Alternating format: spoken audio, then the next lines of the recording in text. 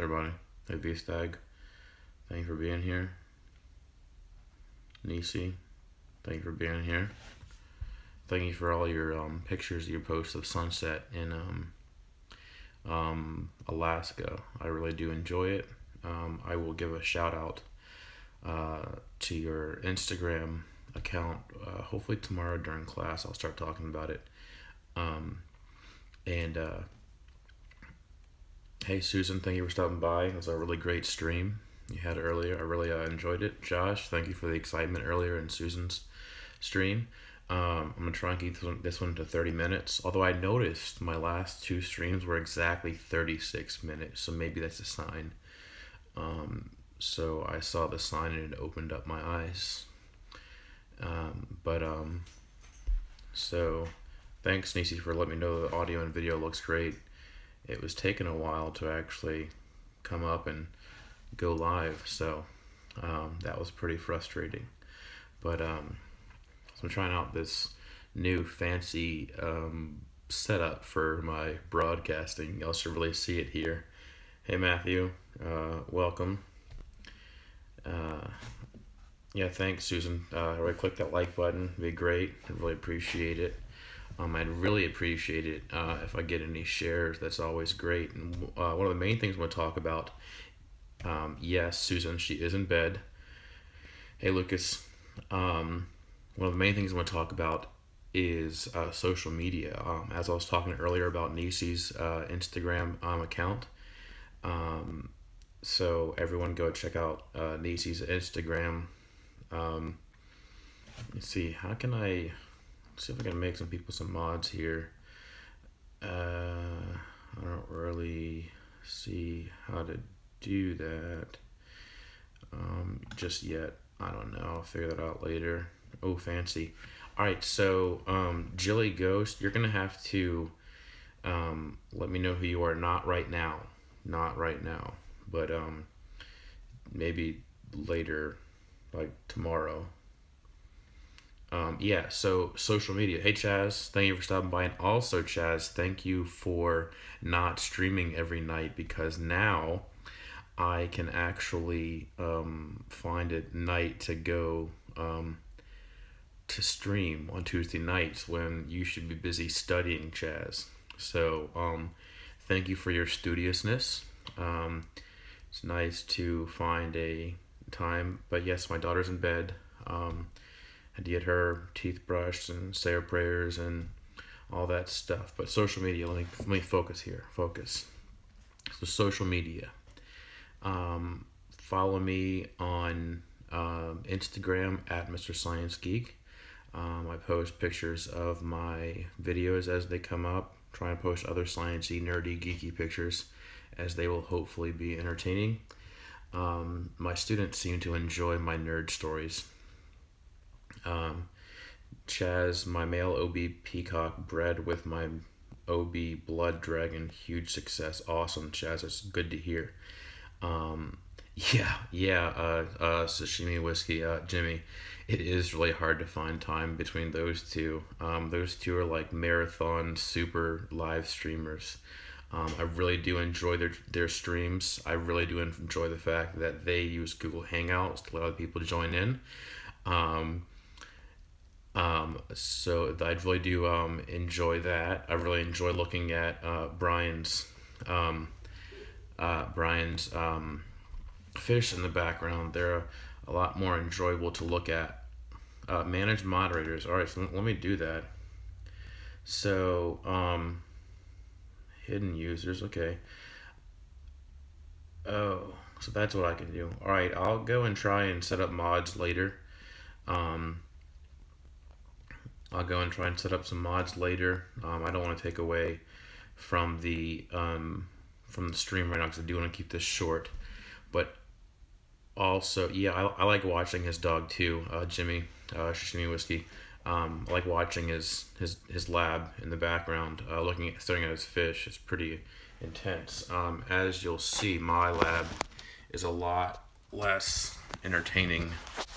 Jeez, there's my hand. Okay, he's 9:30 is his bedtime. He goes to sleep like every night, right at 9:30. He's very set on a routine, and it's pretty cool. But also check out, follow me on Twitter as well, at MrScienceGeek. I usually share a lot of videos that I like on there. Susan from SLC Aquatics is already following me on Instagram. I know she was one of my first followers on there. Made me feel like I actually wasn't a loser, than I actually was a real person. But yeah, Chaz, it has been kind of strange not seeing Brian, Captain Savage, on live streams recently. And it's also difficult to find a time to be able to stream because having a toddler, yeah, Chaz, chocolate, Labidochromis. I'm really slow at scientific names, which is sad being a science teacher, but Labidogus, there we go. I can say that much better. When is the Q&A? Whenever you have a question, just pop it in on here, pop in the question, and I'll try to answer as best I can, or someone else in the chat can answer it. Am I going to the Maryland Science Center when I go to the Inner Harbor? Who asked that? VStag asked that. I have never been there. I'll have to look into it. The problem is that my wife is not as much of a nerd as I am at all. She's actually pretty cool, and my daughter is 3, and her attention span is about as short as. Well, I'm just kidding. That's an example of how short it is. And so it's difficult to be able to take them to 2 nerdy places in a row. I know my daughter will love the Baltimore aquarium in the Inner Harbor. She loves fish. She loves her glowfish. She loves her pink fish especially. She likes to have a pink LED light on, which I like the blue one or the white one better. But she likes pink. She likes her pink glowfish. That's all she wants whenever we go in the fish store. She wants to look at her pink fish and discus. She really likes discus. What can I say? The girl's got expensive taste. So tell us about water chemistry and innovative ways how to theoretically reduce water hardness cheaply. All right, Chaz. Actually, I was talking about VSAG. Thank you for that. I will have to go check it out.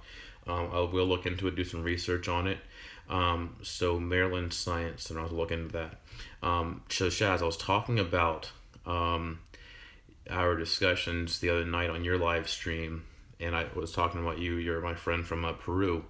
To my students, I mention your name and channels sometimes. So I talked about the correlation between TDS, total dissolved solids, and water pH, and talked about how the higher the TDS, the higher the minerals, therefore the higher the pH was, because chances are it would increase the chances of having limestone or lime in it. And I completely lost my students at that point. They're like, what? And so luckily I knew that a lot of them played baseball, so I said, hey, whenever you smell sand, whenever you drive by a place with grass like a baseball field, it's actually lime that they're putting on their fields to increase the pH. A higher pH makes it easier for grass to grow, so it's not as acidic, and the higher pH is raised obviously by the lime, which comes from limestone, to my understanding, which could be one of the dissolved solids in water, which therefore could raise the pH. So Chaz, I hope that is adequate for your question you have there about your request for a discussion. And Jilly Ghost, I'm sorry that I went into that long rant. So if you want to wake up now from that nap, you can go ahead and wake up now. Matthew, it's really cool that you went to. Oh my gosh. Matthew, it's really cool that you went to the Virginia Beach Aquarium. I'm kind of jealous of you. I want to go back there soon. Matthew, I really honestly really want to go to the Virginia Beach Aquarium for a field trip. I think it'd be much more fun than certain field trips. Julie goes, can I name all the breeds of fish I can think of off the top of my head? I can give you common names a lot faster. I mean, do you want freshwater or saltwater? I'm a lot faster and better at freshwater, so I'm better at. My only experience with saltwater, here's the update. on my saltwater aquarium that I set up in that prank video. My nice what's it, clickbait video that I posted over the weekend. So here's the fish tank that I set up. Look how much bigger they are. They aren't moving very much. I'm kind of concerned. Wonder what I should medicate them with. Does wood absorb minerals in water? Very good question, Shaz. Thank you for bringing that up. What wood? I think wood just releases tannins, which would lower the pH. What would actually absorb minerals? So how could you cheaply lower, theoretically reduce water hardness cheaply? Well, what I've been thinking about is probably not very cheap, but Aquafina, which I think is the most disgusting water out there, and I hate bottled water for so many reasons, is Aquafina has like 1 TDS and 2 conductivity. So I would think that if you put Aquafina in there or distilled water, then you would have less TDS in there. Carbon would also work, obviously. That would be a lot cheaper. And I recently watched a TED Talk, Chaz, about these students. They're middle school students, pretty advanced ones, obviously. And they have figured out how to turn styrofoam into activated carbon, which could then therefore solve 2 problems, which is reducing styrofoam and also filtering water to make it safer for people to drink.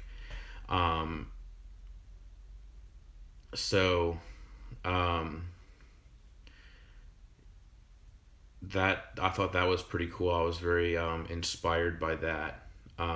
But Jilly Ghost, back to your requests. I'll start off with common ones.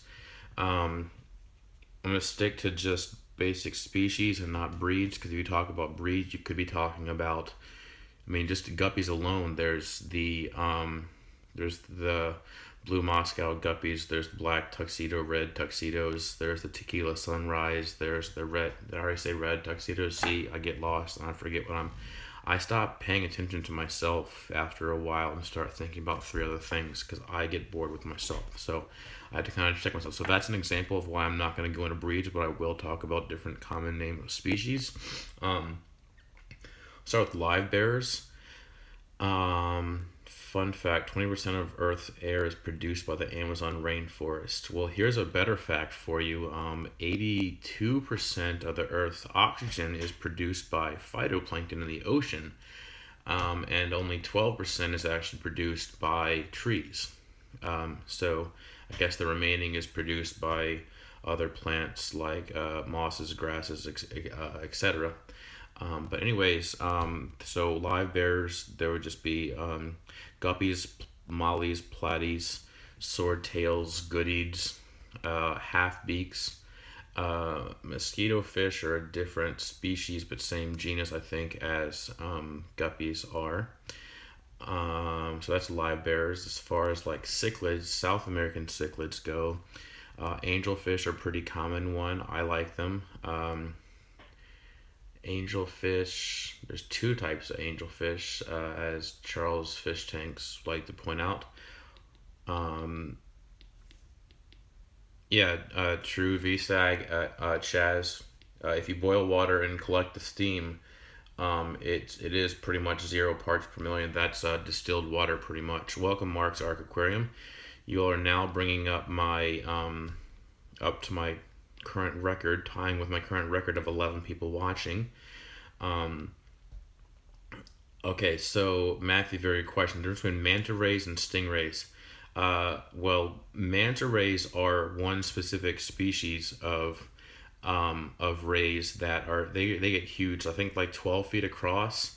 Manta rays, they're the ones with like the shaped mouth that looks like this, that they kind of flip upside down in circles and stuff.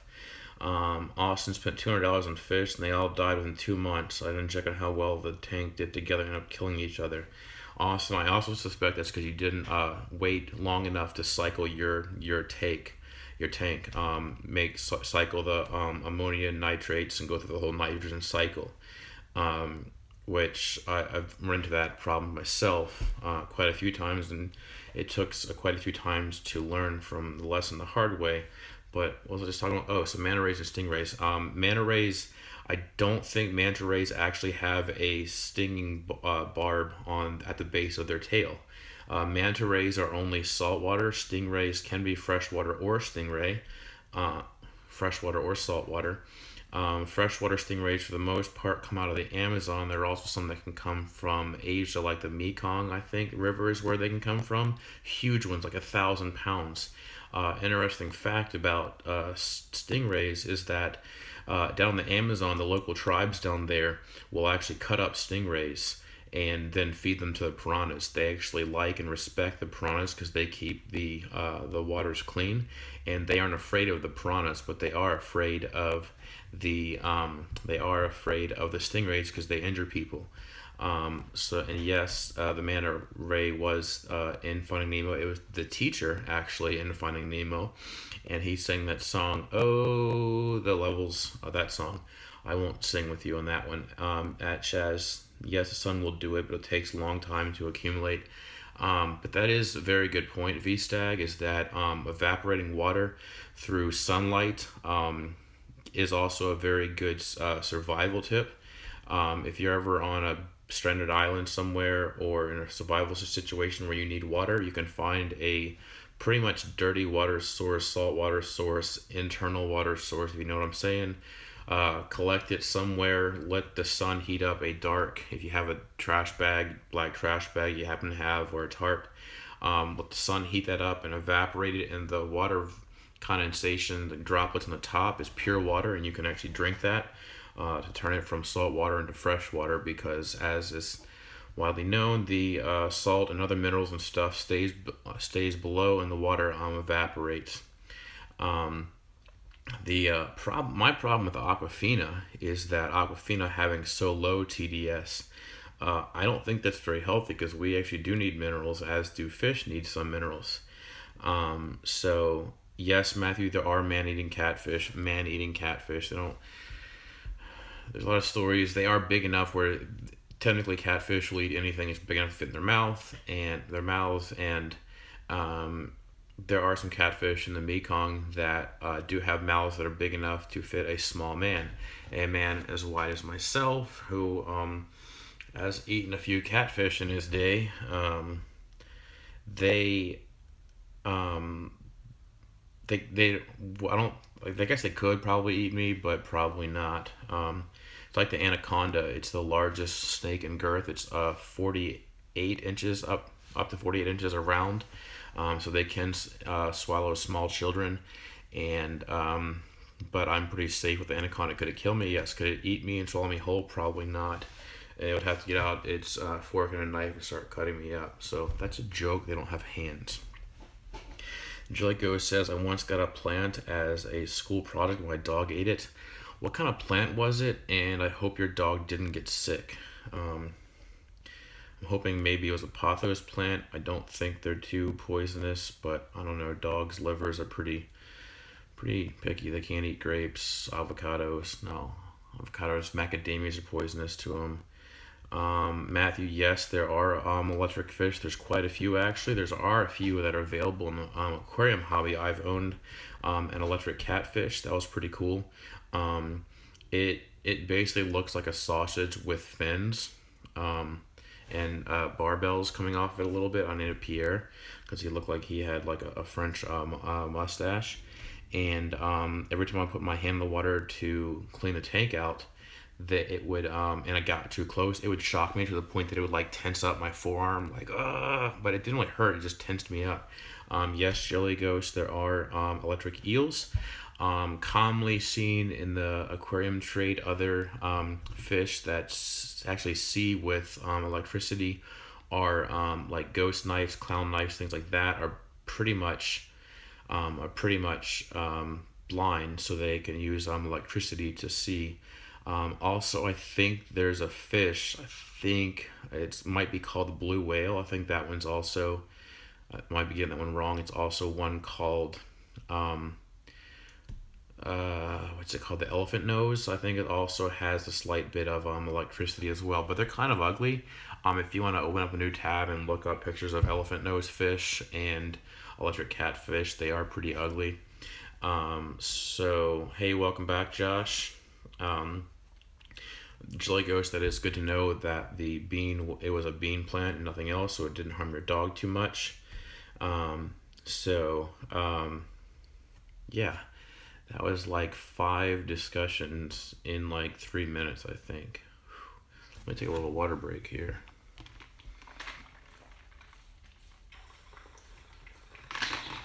Oh, so good. Notice I use a reusable water bottle. I really hate water bottles. First off, they're bad for the environment. Second off, they're noisy. Third, they're expensive. Fourth, they're bad for the environment. Fifth, they're noisy. And sixth, they're expensive. Each of those reasons is so bad they deserve to be mentioned twice. And it's stupid to pay for water. I get water out of my sink's refrigerator, and yes, I pay for it. It's county water, but why would you pay for county water and then pay extra for water bottles? Yeah, thank you, Bay Life Play Action. Hey, welcome. First time I've seen you on here, I think. Um, what state I'm in? I'm in a state of probably close to insanity. Just kidding. I live in Virginia. 2 up, 2 down. Did I do that right? I don't know. Might be backwards. Virginia. Um, Bay Life Play Action says, starting my first planted tank in a Fluval Flex 15 gallon, trying to establish growth in plants before adding fish. Good idea. Adding prime and occasional flourish to cycle the tank. How often should I water change? Good, Matthew. Good to hear that it started. Should be. Wow, Chaz, that's a lot of stuff for me to process and think about. Yes, good point, Jelly Ghost. People do flip them, and that happens so rarely now because I hate it so much that no one does it, and I better not see it again. Just kidding. Bay Life. I would say if you're cycling your tank, I saw in a video recently, and this makes pretty good sense, that if you test your they were doing it. They're talking about a fishless cycle, and I think it was a video from Susan at SLC Aquatics. Maybe did this. No, it was, or maybe it was Deb Tem, a Canadian girl. I forget which, but she was. They were talking about how fishless water cycling, you add household ammonia, so that your ammonia levels come up to like 4 parts per million, I think, or the nitrates or I forget. You'll have to watch the video. And that's one way you can do it. And pretty much you change the water every time that the nitrate levels get too high, so that way you bring them back down so the bacteria can establish itself.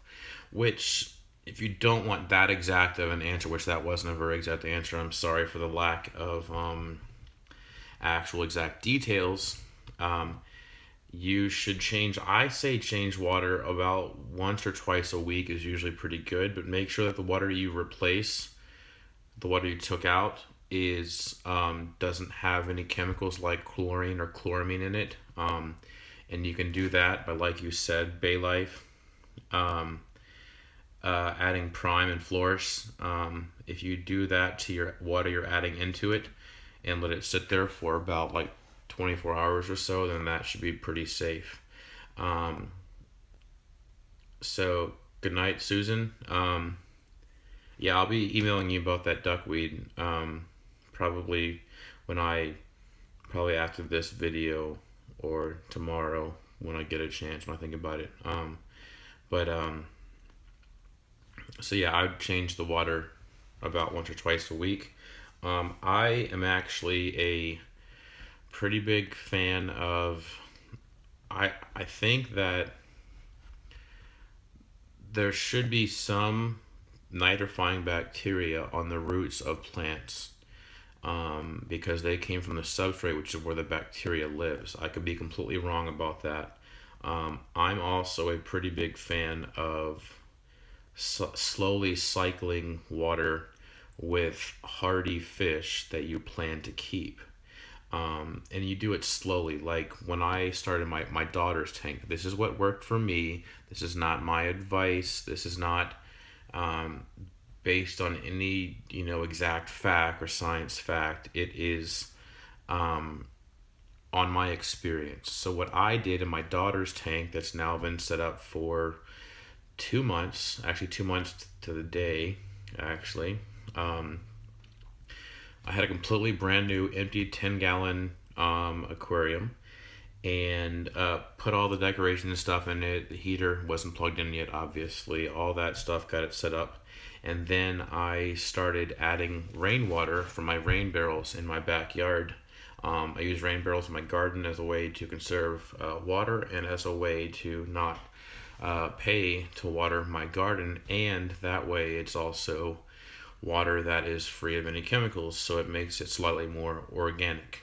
Um, and So anyways, I poured um, rainwater from my rain barrels that's been sitting there for probably a few months or so, and it probably at one point has had life in it, so it slowly possibly did have a small amount of bacteria. That's my thought. I can't prove it. I didn't get out a microscope and check. Once I brought that water up to temperature, slowly up to about 76 degrees, and it's maintained there for a little while. I then put in male guppy, one male guppy, because obviously he's not going to be having any babies. So if he did die, it would only lose one life and not a pregnant female. And so the one male guppy actually did survive, and he's currently in my classroom living pretty happy with four females. And so I left that one male in there for about a week or two, and did very small water changes, like would take out a cup of water, and then have a cup sitting and waiting that was already treated and safe to add back into the tank, to be able to safely do water changes. So that's what I did for my daughter's tank.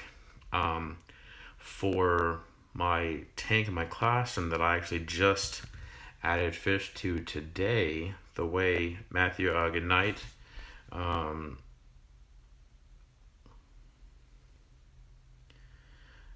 um, so for my classroom fish tank, I actually, and this is what I highly recommend, that really works a lot in my opinion. A lot of people say it as well.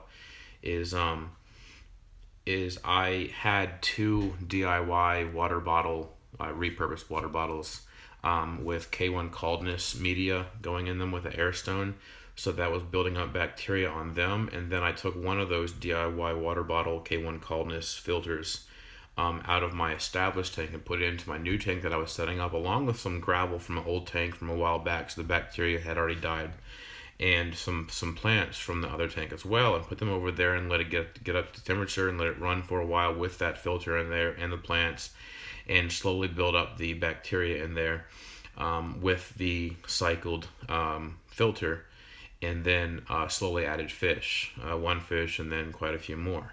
So that's what I highly recommend. So I really enjoyed doing. If you know any fish keepers out there, who was at Bay Life Play Action, if you know any fish keepers out there that have running fish tanks, then just ask them, hey, can I get some of your gravel? Can I get some of your filter media to put in my tank so I can start cycling? I find that's actually much better than the stuff at the stores, as long as their fish tanks are safe and parasite bacteria free. So Jelly Ghost, to answer your question, do you think the fish breeder will work for your classroom fish? Also, what if the baby fish doesn't fit? I hope that the fish breeder will work. I know that it will keep the adults in. Um,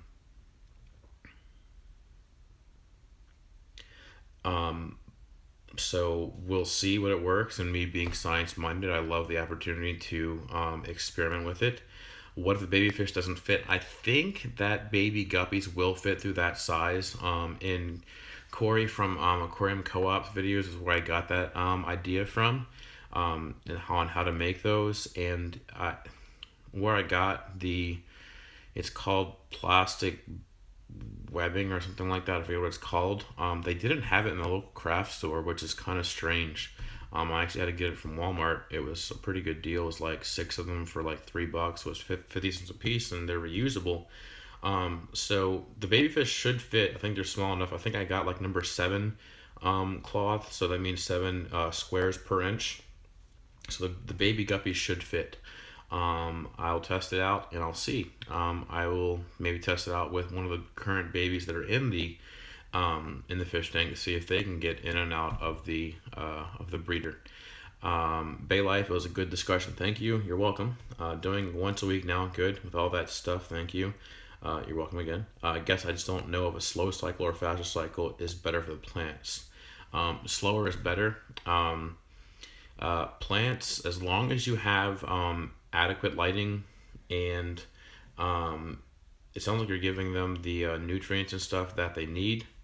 And as long as your water doesn't have like harsh chemicals in it and stuff, which you're treating it, so it should be good. Plants are usually pretty hardy. Most of the plants you would get from a local fish store or whatever, they're usually pretty hardy. So, what Julie goes, what is strange? Oh, you're probably talking about the strange is the fact that the craft store Michael's didn't have it. I actually went and asked one of the employees. I broke the guy code and I went and asked someone for help. And he went and looked. He's like, I looked in like the needlepoint craft and the needle craft and all that stuff, and he asked his manager and they didn't have it. It was really strange, but yeah, Walmart had it. And maybe I'll be getting some money back on my Walmart savings catcher. That'll be cool. So far, I've gotten $20 back this year in only about 3 or 4 months of using it. So I really like using that app. But yeah, Bay Life action, play action. I really find it difficult to kill plants as long as they get everything that they need. As long as they get adequate lighting, nutrients, and carbon dioxide.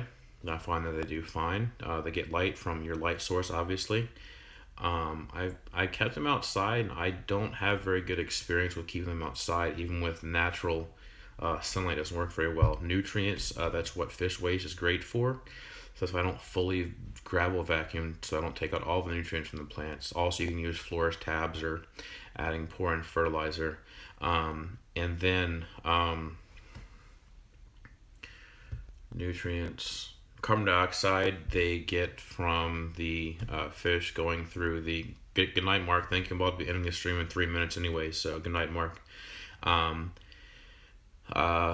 Plants get CO2 from the fish going through cellular respiration, and also if you want to actually inject CO2 into your tanks, but make sure you have fish that can tolerate that, because injecting CO2, I'm pretty sure that lowers the pH, so be careful with that. I know that German blue rams do not do well with injected CO2. I like the DIY CO2. King of DIY has a few videos on that, and I think it's one of the places I learned how to do that.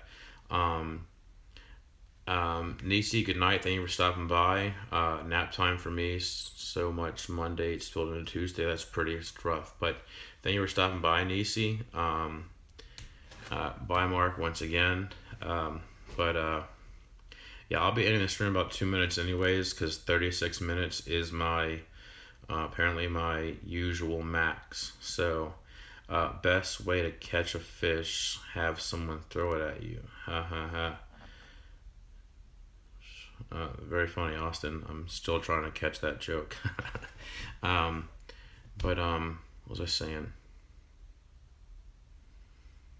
Plants, yeah, as long as you have the things that they need, they're usually pretty difficult to kill. And the easier, more beginner, hardier plants are even better.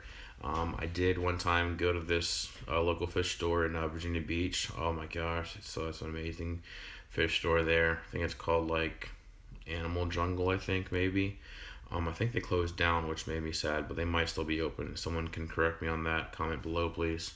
It was really awesome. I got a bunch of plants, and then they ended up dying because they weren't the hardy beginner types. So that really stunk.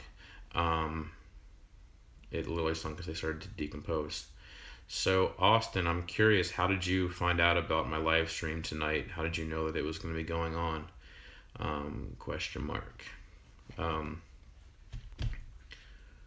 So once again, everybody, be sure to follow me on social media. Keep updates with my videos. Instagram at MrScienceGeek. No periods, no spaces. Twitter at MrScienceGeek. I also have a Facebook page. Go ahead and like that one. Just type in Mr. Science. I think it's facebook.com/MrScienceGeek. No periods, no spaces.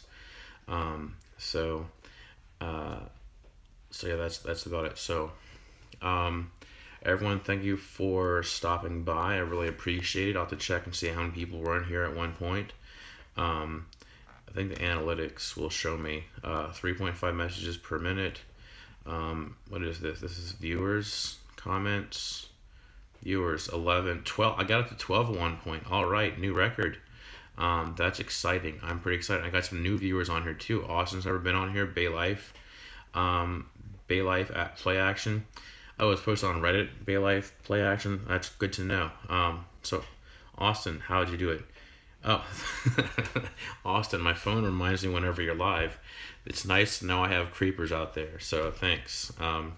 But that's 36 minutes, so everybody have a good night. Go get some sleep. Go do some fish stuff. Go do some studying. Chaz, go study. Go work on those papers. Thank you for asking all those awesome questions that really got my brain going. Thank you for stopping by, everybody.